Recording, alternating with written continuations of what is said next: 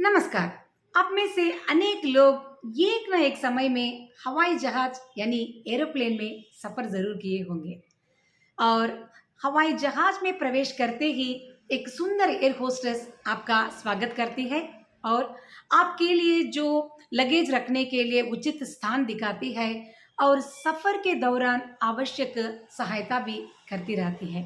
कन्नड़ भाषा में शायद इसीलिए उसे गगन सखी कहते हैं, यानी गगन के सफर के दौरान हमारे साथ देने वाली सखी यानी मित्र के रूप में भी हम कह सकते हैं।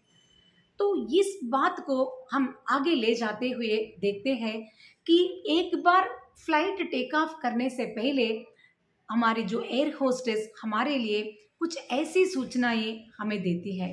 आपातकालीन समय में जो खुलने वाले इमरजेंसी एग्जिट के बारे में बताती है और अधिक लोग उस तरफ ध्यान भी नहीं देते रहते हैं और साथ में एक बात कहती है कि आपातकालीन समय में ऊपर से आने वाला एक ऑक्सीजन मास्क को आपको अच्छी तरह से पहनना होगा और अपने आप को सुरक्षित रखने की बात कहती है। यह बात मुझे बहुत अच्छी लगी और वह कहती है कि जब एक बार आप ऑक्सीजन मास्क पहनने के बाद दूसरे यात्रियों की सहायता आप ज़रूर कर सकते हैं, मगर हवाई जहाज की बात हवा में ही हम छोड़ देते हैं। जब हम धरती पर आकर हमारे जीवन की तरफ देखते हैं तो यह बात अधिकतम स्त्रियों के साथ, कुछ पुरुष लोगों के साथ भी शायद मैच नहीं होती, क्योंकि अधिकतम स्त्रियां उनके घर परिवार के सदस्यों को अच्छी तरह से खाना भी बनाती है, उनके लिए लंच बॉक्स भी तैयार करती है और उनके लिए आवश्यक सभी वस्तुओं का समय समय पर इंतज़ाम करती रहती है।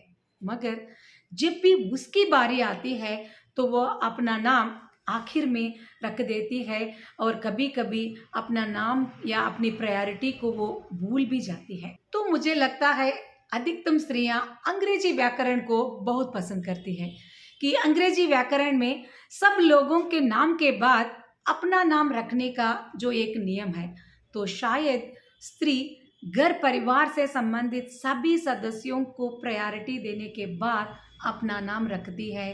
खान पान से संबंधित विषय में हो या कपड़ों से संबंधित विषय में भी हो या किसी भी विषय में वो अपना नाम लास्ट में रखना पसंद करती है।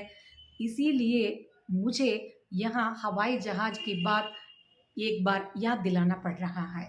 स्त्रियों को पहले अपने बारे में भी सोचना थोड़ा बहुत आवश्यक होता है।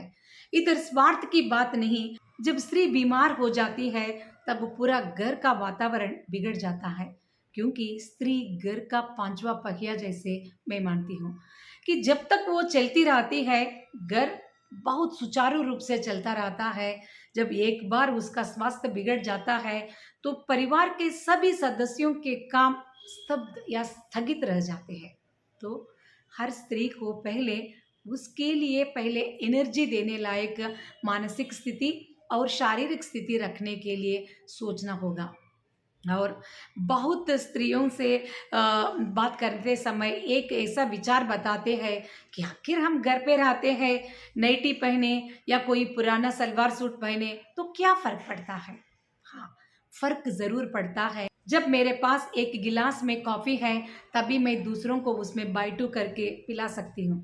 जब मेरे पास खुद के लिए कुछ एनर्जी देने लायक स्थिति में मैं नहीं रहती हूँ, चाहे मैं जो भी है मेरे पास कपड़े उनमें से मैं चुनकर उनको अच्छी तरह से प्रेजेंट करने लायक स्थिति में पहनती हूँ, तब हमारे अंदर एक प्रकार से उल्लासमय वातावरण रहता है और एक प्रकार से एक आत्मविश्वास भी पनपती है।